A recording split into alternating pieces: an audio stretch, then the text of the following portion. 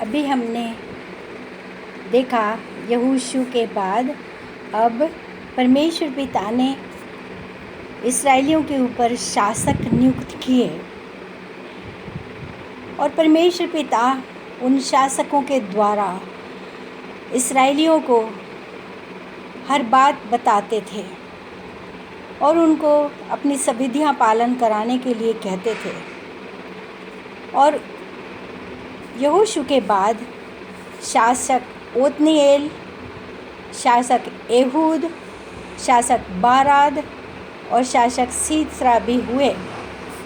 लेकिन आज हम बात करेंगे शासक गिदोन के बारे में। इस्राएली बार बार परमेश्वर की अवहेलना करते थे और परमेश्वर की आज्ञाओं को नहीं मानते थे और इसलिए परमेश्वर पिता उनको दंड देते थे और अन्य जाति के लोग, अन्य जाति के राजा लोग उन पर शासन करने लगते थे। और उसी समय में इस्राएलियों पर मिद्यानी लोग आक्रमण किया करते थे और वो लोग समय समय पर आकर के उन लोगों की पूरी फसल काट कर ले जाते थे, नष्ट कर देते थे, उसमें आग लगा देते थे, उनके जानवरों को ले जा लेते थे और इस्राएली लोग बहुत परेशान हो गए और उन्होंने 7 साल तक ऐसा ही किया और परमेश्वर पिता की दुहाई दी। इस्राएलियों ने परमेश्वर को पुकारा और परमेश्वर ने कहा कि ठीक है, मैं तुम्हारी सहायता करूँगा, मिद्यानियों से मैं तुमको निजात दिलवाऊँगा। और एक दिन क्या हुआ कि गिदोन अपने अंगूर पेरने के लिए कोल्हू में गेहूँ पीस रहा था, साफ कर रहा था और एक दूत गिदोन के पास आया और बोला, महाबली योद्धा, प्रभु तेरे साथ है। गिदोन ने कहा, यदि प्रभु हमारे साथ है तो ये मिद्यानी लोग हम पर क्यों आक्रमण कर देते हैं और हमें इतने परेशानियों का सामना करना पड़ता है।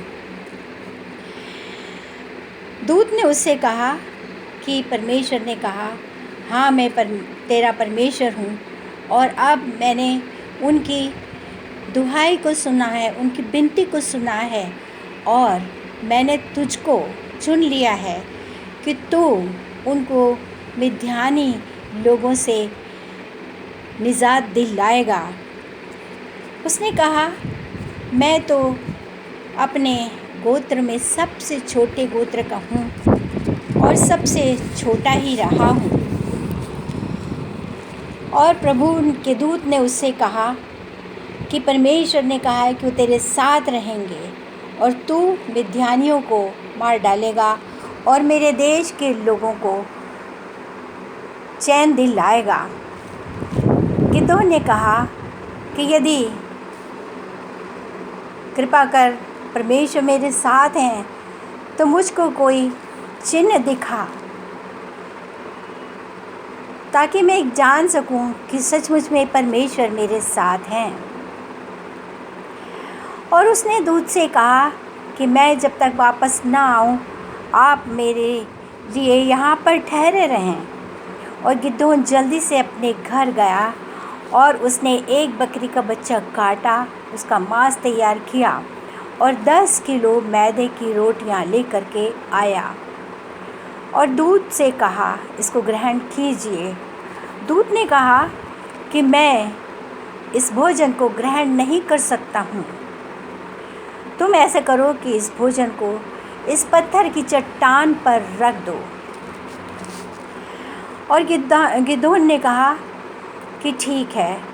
और उसने वो मांस और रोटी लेकर के चट्टान पर रख दी।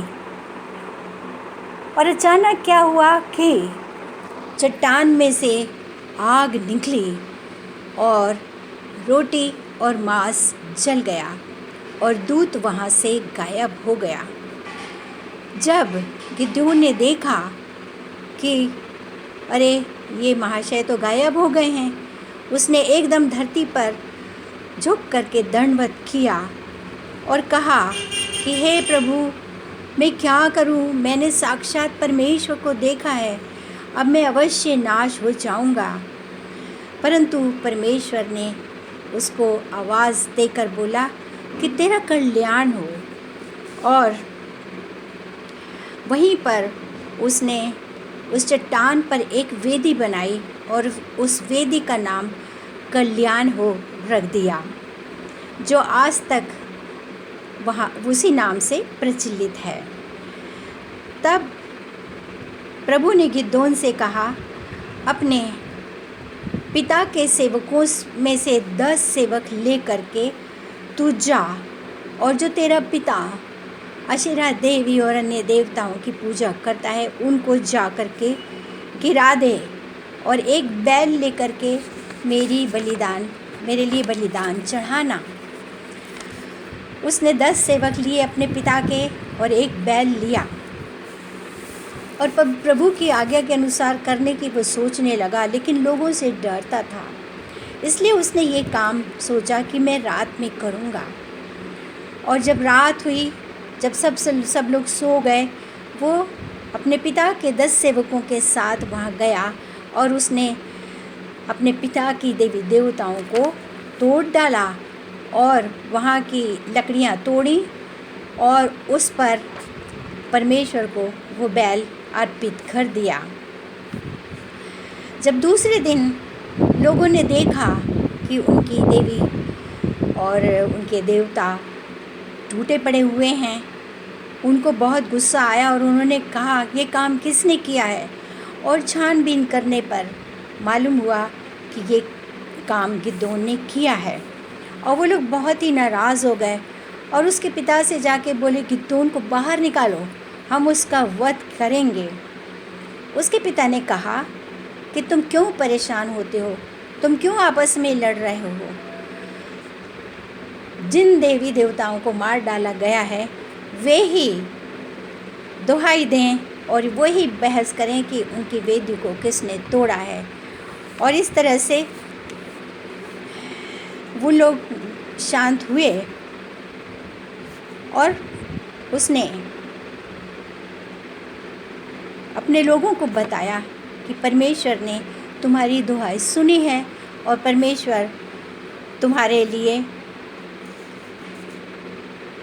निजात दिलाने का काम करेंगे। तब गिदोन ने बताया कि परमेश्वर ने मुझे चुना है। और वो फिर प्रभु के पास आया और उसने कहा, हे प्रभु, यदि सचमुच में आप मिद्यानियों से इस्राएलियों की रक्षा करने वाले हैं तो मैं एक काम करना चाहता हूँ, आप नाराज़ मत होना। यदि आज रात में मैं ऊन रखूँ खलियान में और सिर्फ उस ऊन पर ओस गिरे और बाकी धरती सूखी रहे तो मैं जान जाऊंगा कि आप मेरे साथ रहेंगे। और उसने रात में ऊन रखी खलियान में और सुबह जब देखा, ऊन को निचोड़ कर देखा तो एक कटोरा ओस के पानी से भर गया। उसको विश्वास हो गया परमेश्वर पर उसने एक बार फिर से कहा, हे प्रभु, यदि आप नाराज़ ना होएं तो मैं एक बार और ये प्रयोग करना चाहता हूँ। आज रात मैं ऊन फिर रखूँगा और सिर्फ ऊन सूखा रहे और धरती गीली रहे। और वैसा ही हुआ। और दूसरे दिन जब उसने देखा तो ऊन सूखी थी और सारी धरती गीली थी। तब उसने सोचा कि सचमुच में परमेश्वर मेरे साथ है और परमेश्वर मेरी सहायता करेंगे।